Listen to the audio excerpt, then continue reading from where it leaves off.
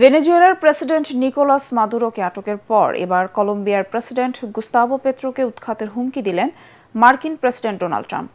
এছাড়া কিউবার সরকারও শীঘ্রই পতনের মুখে পড়তে পারে বলেও সতর্ক করেছেন তিনি। গভীর রাতে এয়ারফোর্স ওয়ানে সাংবাদিকদের সঙ্গে কথোপকথনে কলম্বিয়ার বিরুদ্ধে সম্ভাব্য সামরিক অভিযানের ইঙ্গিত দিয়েছেন ট্রাম্প। বামপন্থী প্রেসিডেন্ট গুস্তাভো পেত্রোর নেতৃত্বে কলম্বিয়া একজন অসুস্থ মানুষের দ্বারা পরিচালিত হচ্ছে বলে সাংবাদিকদের সামনে মন্তব্য করেন ট্রাম্প। এই সময় পেট্রোর বিরুদ্ধে যুক্তরাষ্ট্রে কোকেন উৎপাদন ও সরবরাহের অভিযোগ তোলেন মার্কিন প্রেসিডেন্ট।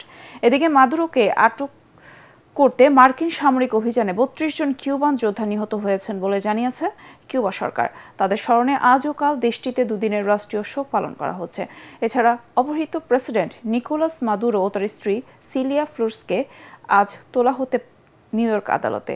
বর্তমানে ব্রুকলিনে মেট্রোপলিটন ডিটেনশন সেন্টারে বন্দী রয়েছেন তারা।